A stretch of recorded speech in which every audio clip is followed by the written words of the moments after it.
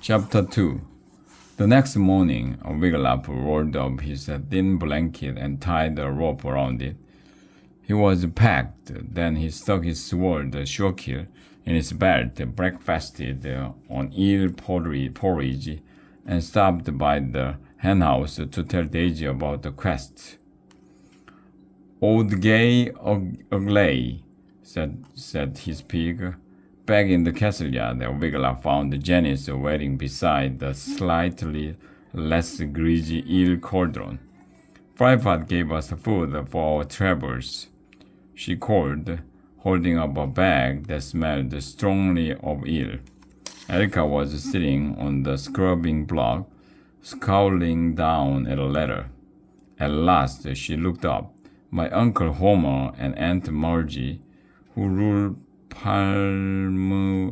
Palandia, are visiting my parents, she said, and my horrid cousin Rex is with them because his parents want to send him to school here at DSA. How horrid is he? Asked Wiglaf. On his last visit, he rode my bloodhound Rufus around the palace like a pony, said Erica. He smashed everything in his path, including my Sir Lancelot piggy bank. Wiglaf thought Rex sounded a lot like his brothers. Their favorite pastime was banging their heads on the table hard.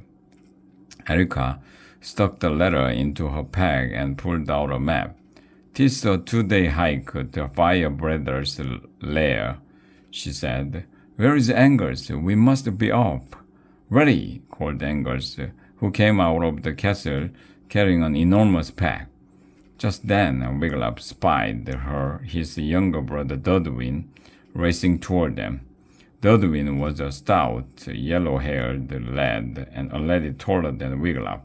"Wiggy," said Dudwin when he reached him. "Where are you going?" "On a quest to find the worm," Wiglaf sniffed. "You smell fishy, Dud." "I went skinny dipping in the moat." Dudwin grinned. "I want to go on your quest." "All right," said Wiglaf, remembering Mordred's order to take along every little rotter. Dudwin pounded his chest with his fist and gave a loud thank you bark. "Yuck," said Erica. "Give your blanket to your stinky brother. Wiggy, you can use my extra one. Now let us be off." In the morning light, the questers marched over the DSA drawbridge, and then they headed north on Huntsman's Path.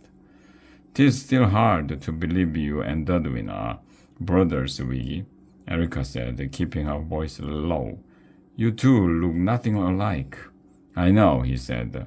"All my brothers are big, beefy, yellow-haired lads. I alone am skinny and have carrot-colored hair, which my own mother says shall bring me bad luck."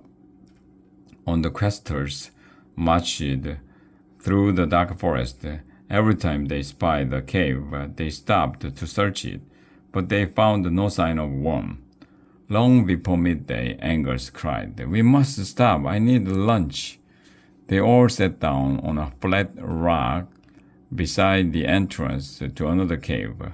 "Wiglaf," exclaimed Erica, "this is the very cave where we slew the veil dragon Gorgil." "I thought you slew Gorgil on your own, Wiggy," said Dudwin. "Erica and I were a team," said Wiglaf. In truth, Wiglaf had slain Gorgil by himself, but only by accident. It was his first week at DSA. Mordred had sent him and Erica out to kill the wicked dragon Gorgil, and Wiglaf happened to stumble upon Gorgil's secret weakness: bad knock-knock jokes. Wiglaf's father, Fergus, told bad knock-knocks all the time, so Wiglaf knew plenty of them.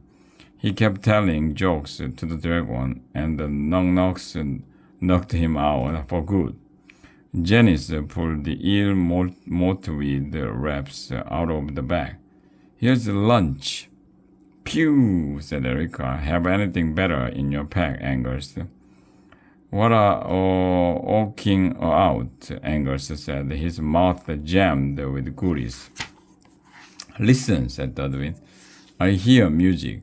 Wiglaf heard it too. Someone was strumming a lute and singing. Goji was a dragon, a greedy one was he. From his jaws of terror, villagers did flee. Wiglaf called, Mistral. The singing stopped. Leaves rustled, and out of the brush stepped a man in green Mistral's garb. He swept off his cap and said, For some bread and cheese I shall tell your fortunes. Mistral, do you not remember me? Said Wiglaf. 'Tis I, Wiglaf. My friends and I are on a quest to find the lost dragon. The Mistral stared. Wiglaf of Pinwick? Can it be? He exclaimed. I did not know you, lad, for you have grown. Wiglaf smiled. Have I? Aye, lad, said the Mistral. He turned to the other questers. I remember you. We have no bread or cheese, only this. Janice held a Fryfast bag, and the scent of rotting eel filled the air. The Mistral backed away. Then I shall tell your fortunes for free. Janice snapped her gum and held out her palm. You shall soon say farewell to Dragon Slayer's Academy, the Mistral said. Leave the essay? Janice yanked her palm back. Never! Erica stepped up and showed her palm to the Mistral. You, said the Mistral, shall be known as the popular princess. I have no wish to be known as any sort of princess, cried Erica. My turn. Dudwin held out a grubby palm. The Mistral said, You shall fly on the back of a dragon. Jones! Cried Dudwin. The Mistral turned to Wiglaf. I once foretold that you were born to be a hero, he said. Has this proven true? Wiglaf slew 2 dragons, said Dudwin. That makes him a hero. The Mistral cocked his head. Are you a hero, Wiglaf? Wiglaf shook his head. I never meant to slay them, he said. Then your heroic deeds still lie ahead of you, lad, said the Mistral. Show me your palm. Let me see what it tells me on this day. Wiglaf held out his palm. The Mistral studied it, frowning. 'Tis very hard to make it out, he muttered. People with many crisscross lines on their palm are never who they seem to be. But I am exactly who I seem to be, Mistral, said Wiglaf, and no one else. Perhaps the Mistral did not sound so sure. He looked again at Wiglaf's hand. I do see one thing, he added. A queen shall smile at you. Thank you, Wiglaf managed. He liked Erica's mother, Queen Barb. She often smiled at him. Yet this seemed the most unexciting fortune. Now Angus stepped up to the Mistral and held out his sticky palm. You, the Mistral said, shall share your goodies? What? Cried Angus. When? Now, said the Mistral. Angus grumbled, but he doled out some Camelot Crunch bars, Hog Lard lollies, and Jolly Jelly worms. The Mistral and the questers feasted on the goodies. At last, the Mistral licked his fingertips, picked up his lute, and said, I must be off to the east. Rat's whiskers sing along. Before you go, Mistral, said Wiglaf, can you tell us anything to help us find our dragon worm? The Mistral closed his eyes. After some time, he said, A song has come to me. I know not what it means, but perhaps you shall find out. He strummed his lute and sang.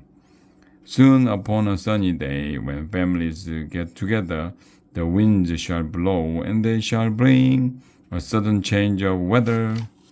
Wiglaf hoped the minstrel would soon get to the part of the song about how they might find one.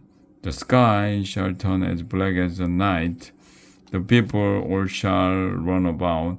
The sky is falling. Who is us? The world is ending. They shall shout. But one brave prince shall stand his ground. And what was lost shall soon be found. Yes, one brave prince shall stand his ground. And what was lost shall soon be found. The minstrel took a bow. Then off he went, humming to himself.